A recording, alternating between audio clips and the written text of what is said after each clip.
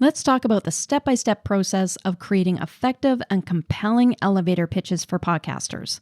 We're going to be diving deeper into the step-by-step process of really nailing this and getting maximum impact. If you haven't watched the first session yet, go back and watch that. That's where we cover the basics of what is an elevator pitch, the benefits and opportunities of using an elevator pitch for your podcast and business, the 7 keys of preparing a powerful pitch, and the basic format for writing a compelling elevator pitch. But we're going to be diving deeper into the format and outline in this session. In this VIP training, I'm going to be covering what you can really do to be memorable, and I want to show you how you can create buzz and excitement for your podcast. I'm going to go over my fill-in-the-blank elevator pitch, steps for infusing stories into your pitch, steps for writing a well-crafted unique value proposition, UVP, steps for identifying your ideal audience, and steps for delivering with confidence. And I'll be giving you lots of examples of stories and UVPs so you can get a really good idea of what that looks like and what works.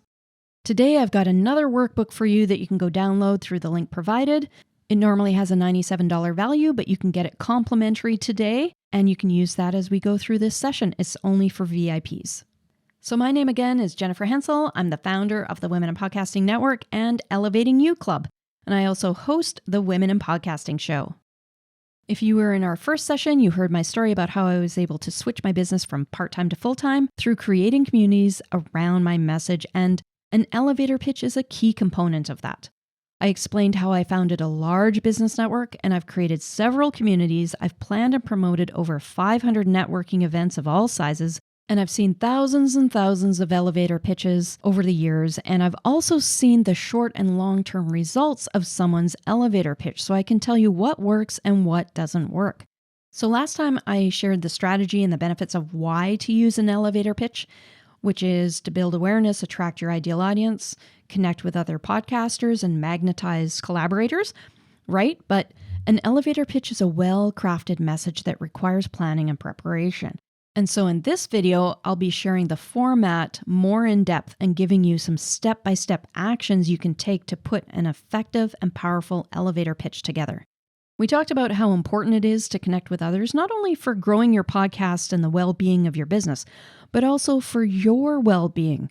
Connecting with others enriches our podcasting and life experience. So to start, I want to touch on some mindset work around networking. Networking is about reciprocity. A successful networking strategy is built on reciprocity, where the members come together with the intention of what they can give through connecting with other members, not just what they can get. So be sure to model a positive approach in as many situations as possible. Have the expectation of referring to others in addition to getting referrals.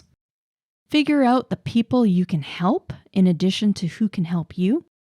Demonstrate the principles of connecting with others for everyone's mutual benefit. Be approachable and uplifting, and people will remember you. Remember, leaders build up, complainers tear down. So be a person that others can rely on for building meaningful connections and referrals while learning and having fun. So don't make it too serious. If you're new to networking, remember other people are nervous too. Everyone is learning and at a different place. So give people the benefit of the doubt and some grace, and remember everyone makes mistakes sometimes. Ultimately, everyone is there to connect, and people want to connect with you. So make that your mantra around networking. Here's something you can say before you go to a networking event or in any opportunity you have to share about you and your podcast and your business. Ready? People want to connect with me. My message is important, and people want to hear what I have to say. That's a mantra that I use often before going to events. So with that in mind, let's make sure you are expressing yourself in the most accurate and authentic way possible. The next thing I have for you are some reflection questions to help you with better clarity and ultimately to get better results. And it's the why, who, what, and where of your elevator pitch. So let's just go through those. It starts with the why. Think about why you want to create and deliver a pitch for your podcast. What is your objective? Do you want to get more listeners? Do you want to build a community around your podcast? Do you want to stay motivated and connected by networking with other podcasters? Do you want to find sponsors and advertisers? Do you want to find collaborative and partnership opportunities? One of the most fulfilling reasons why I have my podcast is for the amazing collaborations I have with other women podcasters. Who? Before you can create an elevator pitch, you need to know who your target audience is and what their problem is. Your pitch should be tailored to your audience's needs and interests. Who are you? What makes you stand out? And who is your audience for your podcast? Who is your audience for your elevator pitch? So that will help you to adjust your elevator pitch to each opportunity that you have. Who are you talking to and why should they care? What? Once you know your ideal audience, you need to identify the problem your podcast solves. This could be a pain point or a challenge that your audience faces. Here are some questions to ask. What is the benefit for them to connect with you? Why should they listen to your podcast or to collaborate with you or to be in your community? What will they get out of it? What is their problem and what solution do you provide? How do you provide that solution? Where? So when you're giving your elevator pitch, what do you want people to do? Where do you want them to go? Do you want them to go listen? Do you want them to connect with you, to be a guest on your show? What are you looking for them to do and how do you want them to connect with you? Now let's revisit the format and outline, but I'm going to be giving you more details, a fill in the blank, and a step-by-step. Here's the format again. So remember, you want it to be 20 to 60 seconds, depending on the situation. So you need to time yourself. Think about creating one sentence for each of the sections. That's a good exercise to start off. So keep that in mind. The more precise and focused you can make it, while still being interesting, the more memorable you will be. Magnetic moment. This is your hook. This is where you're going to draw in your ideal audience by opening with a compelling question or stat or statement. And this is where you're really going to grab attention. So remember, not everyone in the room is your ideal listener or customer or client, right? You want to get the attention of those in the room who are your ideal audience. You want something that's going to go straight into the ears and minds of your ideal audience.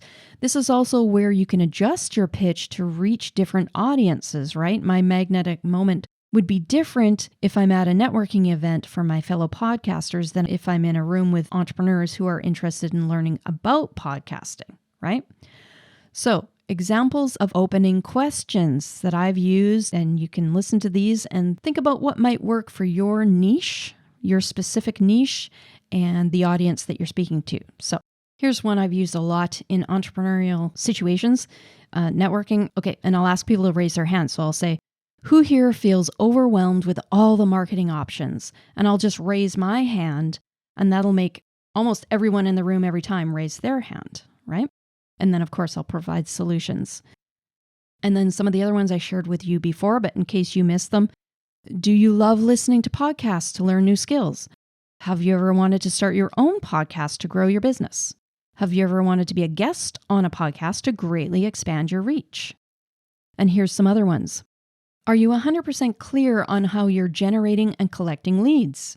Do you have a proven system in place that you can rely on and predict your outcomes on a monthly basis? Another one is, can people see you? Are you 100% satisfied with your visibility? I've heard so many interesting ones over the years. There was one woman who said, I'm saving the people who are saving the world. And then she introduced herself, and that was from a woman who is a lawyer who specializes in helping nonprofits. So those were some examples of questions you can use as a hook to open your elevator pitch. And you can also use stats. So I'm going to give you some examples of how to use stats for your opening hook for your elevator pitch. So here's an example. Did you know that companies who invest in employee development programs see 250% higher revenue per employee? That was from a company who specializes in creating customized training programs for HR departments. And here's some more examples. Did you know that over 85% of consumers say they trust online reviews as much as personal recommendations? That hook was from an online reputation manager. Here's another one. Did you know that 80% of business professionals believe that face-to-face meetings are still essential for building strong relationships? And then that one was from an event organizer who helps organizations set up recurring networking events to connect within a specific industry. And so you can see how then they could go into, introducing themselves and offering what their solution is. Here's another one from a social media expert. Did you know that companies that use social media marketing effectively see a 50% increase in website traffic and 25% increase in conversions? And here's another one. Did you know that 90% of startups fail within the first 5 years of operation? And that's from an early stage business consultant. Here's another example of a hook I use, and I would use this if I'm sort of one of the only podcasters in a networking group for entrepreneurs. Okay, and to draw people into not only into podcasting, but into my podcasting community specifically. And so here's a stat that I would use. Did you know that 90 million Americans now listen to podcasts on a weekly basis? Podcasts offer an amazing opportunity to reach your clients and customers in a personal way, like they're in a deep conversation, and people listen longer than any ads or commercials. Hi, my name is Jennifer Hensel, and I'm the founder of the Women in Podcasting Network. And if you've been thinking of starting a podcast for your business, I have a free masterclass called Podcasting on Purpose that tells you everything step by step that you need to know to start a podcast. You can find that at womeninpodcasting.net. So those are some examples for you of how to use questions and stats as a hook to create a magnetic moment and grab attention. Now, of course, you're going to use those in more of a formal situation where you've been asked to do your elevator pitch, right? You're not just going to walk up to someone in a hall and and shout a question or a stat at them, right? I mean, you're going to adjust this as you go along. And the next part is so important because it's the unique value proposition, and that's what's going to actually determine what question or hook you're going to use. So really, you're going to want to do this next part first, but I'm just showing you step by step what order you would do things to create your elevator pitch. But this unique value proposition, that's something you want to work on for everything to do with your podcast, your description, your everything you put out there into the universe. You need to have your unique value proposition put together. So we're going to go over that in detail now to really help you nail this and so that you can attract people and more listeners to your podcast. So don't forget somewhere in your UVP to mention your name in your podcast. Some people forget that. People can get nervous and they forget, but you really have to remember that's the key part, right? You got to remember to say your name and your podcast. So my name is fill in the blank, host of fill in the blank, which is for fill in the blank, your audience. That's your audience statement. Who is your audience? So a brief avatar there. Remember, just saying for whoever will listen will actually get you less listeners rather than more, right? And then you're going to say something like, so they can, and that's going to reveal the outcome or the result. So you want to have 1 to 3 sentences in this area, and that takes some work and practice to really refine this. You need a differentiating statement. What sets you apart? What solutions do you provide? Or if you're a business, you're going to phrase it like this. I help, fill in the blank, your target audience, your audience statement, and then to accomplish, and then fill in the blank, the solution in action. So you're going to demonstrate the solution so they can and the result or outcome of the solution. Don't just aim to just simply describe your podcast or business. You need to come up with something very unique. Think about how you're different than other podcasts in your niche. Why does your podcast stand out? What problem are you solving that no one else is doing? And what is your unique approach to that, to solving that? And to answer those questions, and before you even attempt to complete this section, you need to know your audience. So let's just pedal backwards a little bit. And here are some questions to identify and describe your audience. You need to spend some time answering these before you create that body of your elevator pitch, right? So that you can create your unique value proposition. This is something you're working on before you create your UVP. So first of all, who is your avatar? Who are the potential listeners, clients, and customers? What is their age, gender, and location? What is their education level, occupation, and income? What are their hobbies, interests, and values? What social media platforms do they use and how do they interact with them? What are their pain points and challenges? What are their goals, aspirations? What is their preferred method of communication? What language and tone would resonate best with your ideal audience? What is the price point that your ideal audience is willing to pay for your information, community, product, or service? What are the values and principles of your ideal audience? And then the next thing you want to think about is, what is their problem? What frustrates them most about their current situation? What are the obstacles that prevent them from achieving their goals? What are their biggest pain points? What are the negative consequences of not solving their problem? What are their fears and concerns related to their problem? What solutions have they tried in the past and why did they fail? What are their expectations for a solution to their problem? What are the specific needs or pain points of your ideal audience? And then next, we're going to take a look at, how do you help them? How does your product or service solve your avatar's problem? How does it address their pain points? What are the features and benefits of your products and service? What makes your product or service different from your competitors? What proof do you have that your product or service works? What support and resources do you offer to help your avatar succeed? How does your brand identity and messaging align with the values and beliefs of your target audience? What are the primary channels through which your ideal audience discovers you and engages with you? How do you measure success and ensure your avatar achieves their desired outcome? And one of the most important questions for me is, what kind of experience do you want your audience to have when they listen to your podcast, or when they're in your community, or when they use your product or service? What kind of experience do you want them to have? So when you have precise answers for those things, you can create a UVP that's really going to stand out. So for example, for my Women in Podcasting show, here's my UVP. My Women in Podcasting show is for women podcasters and expert guests who want to start, grow, or monetize their podcast and build a community around their message. You see how it has all the key components, and it's just one sentence, but very impactful for those who are looking to either start, grow, or monetize a podcast and grow a community around their message. Here are some other examples of well-crafted value propositions that you've probably seen before. Here's Zooms.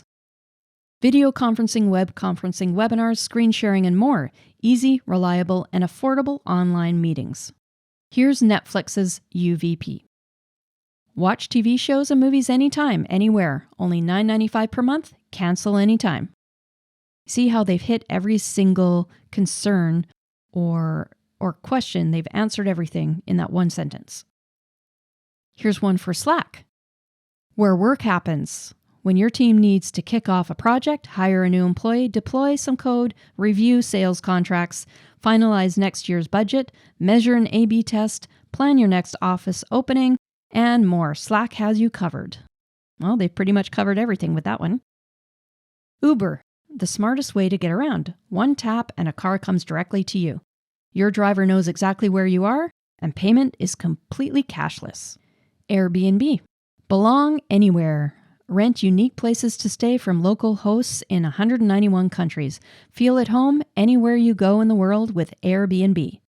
Here's one for Dropbox. Bring your photos, docs, and videos anywhere and keep your files safe on all your devices. Share them with friends and colleagues. Simple and effective and accurate. Here's one for Shopify. Create an online store with Shopify, trusted by over 1 million businesses worldwide. Start your 14-day free trial today. You see how they've made it simple, and yet it covers so much in one sentence. Once you have a clear and compelling value proposition, integrate it into your marketing strategy and into your elevator speech. Use it to create messaging that resonates with your target audience and differentiates your product or service or your podcast from the competition. Now let's talk about your call to action. What do you want people to do next? Visit your website or landing page? Register for an event? Follow you on social? Ask more questions. Do you want them to listen to your podcast or to subscribe to your podcast? Where can they listen to it? Be specific. If you want them to connect with you or collaborate, how can they connect with you? If you're looking for sponsors, how can potential sponsors support you and what's in it for them? You need to tell them exactly what you want them to do. You could say something like, if you want results like that, listen to my show here, and then offer the link.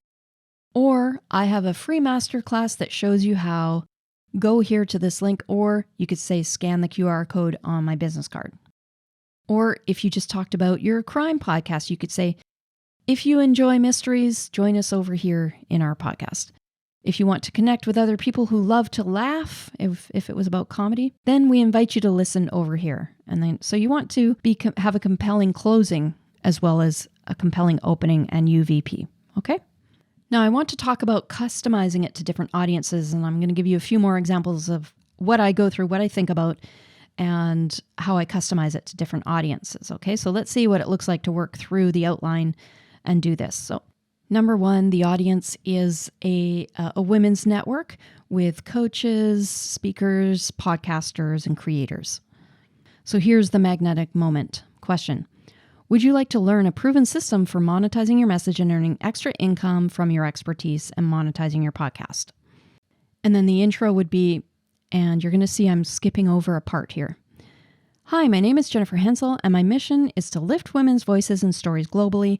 I created a system that helped me go from part-time to full-time business owner, and now I work with entrepreneurs, podcasters, and expert guests to magnetize and monetize their message and earn extra income with their expertise. So now you see how I skipped over the part in the brackets because people are tempted mostly to say that stuff, right? I'm a podcaster, best-selling author, founder of 2 global networks called Women in Podcasting Network and Elevating You Club, right? That's all very true and accurate. But if you skip right over and go to the stuff that the audience wants to hear, right? Because in business and podcasting, the results are carry more weight than credentials, right? Credentials help you get a job. Results help you to get more clients and make an impact as an entrepreneur. So I just wanted to point that out, that you can include that stuff and there's no problem, and sometimes I do. But you can see when I read it the first time how it's more impactful without it, right? And then going straight into the call to action. That's going to get people's attention, and then when they meet you, you can tell them all the different things you do, podcaster, best-selling author, etc. And then the call to action is watch my Influence Formula Masterclass about my framework for creating more focus, flow, and freedom for free at this link. And then I'll give them a link where they can access that for free. Number 2 is a networking opportunity in a situation, an event where there's a lot of new entrepreneurs and business owners. So I'll hold up my hand and I'll say, who here is a business owner who's feeling overwhelmed with all the marketing options out there today? And a lot of the people will hold up their hand, right? And then I'll say, hi, my name is Jennifer Hensel, and I help overwhelmed business owners navigate all of today's top monetization tools and strategies to create a client attraction system that works. Most importantly, I lead people through a process of creating harmony and abundance for themselves while serving the world with their purpose. I invite you to listen to my Women in Podcasting show where I talk about this, and then I'll tell them the episode that they can listen to or a download. The audience is business and nonprofits who may be interested in creating a membership to create recurring income. So the hook is, would you be interested to know that there's a proven process for generating predictable, recurring revenue month after month?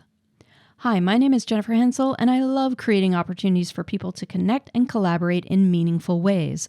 In fact, I'm known for my ability to build inspiring, supportive, and collaborative communities. But it wasn't always that way. I spent a lot of years doing things the wrong way. Then one day I figured it out, and I turned my part-time side gig into a full-time business within 30 days.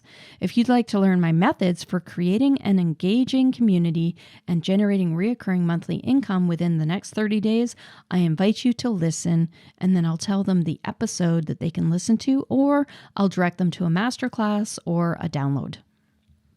And if your intent is to draw attention specifically to your podcast, what I really recommend, and I do this all the time, is direct people to a specific episode. And that's really going to draw them in and really getting them to listen, even more than our general description of our podcast. And I do this all the time, and then I'll let them know that there's a download in that episode that goes with the episode that will help them through the strategy or the tips that I'm giving. So if you're new to this and you're stuck, take the handout and work through it just with one episode in mind of how you can help people with that episode. Okay, so now keep in mind, I realize saying these in the manner, I'm kind of, going through them quickly and saying them in this manner is a bit contrived, but I wanted to break it down for you so that you could see how to work it. And when you customize it to the audience, it will sound more natural for you, right? When you're in the situation, it's going to feel more natural. But the point is to be prepared with something. The next level is when you incorporate stories, many little stories that demonstrate the problem and your solution and how it works for someone. In fact, I can tell you firsthand, if you want to really connect with people in a way that builds a thriving and loyal community, it's through stories. You can start out with imaginary stories where you start with imagine if, and you're painting a vibrant scene of how things could be. For example, imagine if you could turn your passion for building communities into a profitable business that generates recurring monthly income in just 30 days. What kind of impact could you make? Metaphors are great too for comparing two things, simplifying complex ideas, and turning the abstract into something concrete. So for example, for my community theme, I could say, building a community is like planting a garden. With the right care and attention, it can flourish and bear fruit for years to come. And of course, you can use true stories from your life and business, and I'll give you some examples in just a moment. Right now, I just want to show you the story outline. So this is an outline for creating a story. You're going to identify the challenge or problem or pain, and then you're going to show a choice, a strategy, or a solution, and then the outcome or result. This outline is also in the workbook. Here are a couple mini stories I use either in my opening, in my as a hook, or in my UVP. Here's the first one. Last month, I worked with a coach who has tons of credentials in her niche, but she wasn't getting any traction. She had all the expertise and knowledge to help people, but couldn't land any clients. She joined my mentorship program, and after only 10 days, she contacted me and was in tears of joy. She said, I cannot believe I already have paying clients. She had made a few $1,000s and was over the moon. And she was so excited to be getting paid to serve people with her gifts. Hi, my name is Jennifer Hensel, blah, blah, blah. And then I do my intro. So that story was 20 seconds. I want to give you a really good idea of how this can work for you. That story was only 20 seconds, right? And then I can easily do the intro and the other pieces in 10 to 15 seconds. Okay, so you have to be really clear. And that type of story I use all the time, sort of almost like a testimonial. And I use it all the time. And that is the most effective type of story I have ever used. The results of clients. People want to hear results, right? And how they can get the same results. Here's another one. I had a member in the Women in Podcasting Network who was an artist, and they were struggling to attract their ideal audience. They didn't resonate with a lot of the marketing strategies out there today, but then they tapped into our resources for learning about how to start a podcast. And it was the perfect match. They started sharing their passion and expertise with the world through a podcast, and before they knew it, their audience was growing and all kinds of opportunities were pouring their way, all thanks to the power of podcasting. Hi, my name is Jennifer Hensel, and then I go into my intro. Okay, so that one was only 15 seconds, you guys, right? You can have a very impactful story in a small amount of time, but you need to spend the time to really think about your audience and the result that you want to demonstrate with your story. So you really can create a mini story for your elevator pitch that can be very, very effective. So each of those are about 7 sentences, 75 words, 15 to 20 seconds. You can do it too. So to help you with more conciseness, remember, it's not about telling everything about everything. Use shorter words. Don't use 3 or 4 syllable words when you can just use 1 or 2 syllables. Use shorter sentences. Put it on the back of your business card if you have to. So here's a tip for you. In the beginning, way back when I started learning and going to networking events and saying my pitch, I was so nervous. Even though I practiced it over and over, I still needed to read it. So I figured, why not just put it on the back of my business card? And guess what? No one cared that I read it. Literally no one. So read it off your phone or your business card or whatever you need to do. One day, you'll just suddenly know it and your confidence will grow and you won't need to do that anymore. So keep your stories simple and focused on one thing, one result, and one solution. And schedule time to write and refine this stuff. And every single time you go to an event, think about the response and how you can tweak it. And now here are some tips for delivering with confidence. And I've learned all of these the most painful, hard way. So if you're nervous at all, don't worry. There is hope. So the first thing is practice, practice, practice. Visualize yourself delivering it in a friendly and calm manner with ease. And imagine your message is being well received by those listening. Okay, so now you're ready to go into the world and connect. Keep in mind that people are on your side. They want you to succeed. Everyone has been a beginner at some point. So remember to breathe. And another tip is if you focus on your peripheral, which is focusing or concentrating, even though you're looking ahead with your eyes, you're concentrating on what's at the sides of you, of your vision. That's focusing on your peripheral. It will ease your mind. Your mind can't focus on the peripheral and be stressed out at the same time. So try it. And have confidence and certainty about what you're saying. No apologies. You don't have to apologize for doing this or not doing that. Just deliver what you have to say with confidence. And think about that you're there to help and serve others. Don't compare yourself to others. Don't judge others. Everyone is at a different place and has their own struggles. And be motivated, because if you want to inspire and motivate others, you need to be motivated yourself. So show up with energy. Stay positive and be a leader. And by that, I mean be the solution rather than finding things to complain about. Sometimes for some people, being critical can be a result of being nervous. So hold judgment, care about others, show empathy by asking questions and taking an interest. Being positive inspires positivity in others. Encourage others to see the best in themselves. This can give them a feeling of hope. Encouragement fosters confidence. So make sure you're saying things to yourself that are kind. Be kind to yourself as well. Keep your internal dialogue positive. And then test. I started this list with practice, practice, practice, and I'm going to end with test. See what works, drop what doesn't. So keep refining it until you start getting the response that you want. So now just show up and shine, and you can do it. Schedule some time in to work on your pitch, and I'd love to hear and see the result of your pitch. We have daily opportunities where you can share it in Facebook and LinkedIn, or connect with me, Jennifer Hensel, directly at womeninpodcasting.net. Until next time, be encouraged, be bold, show up and shine. Bye for now.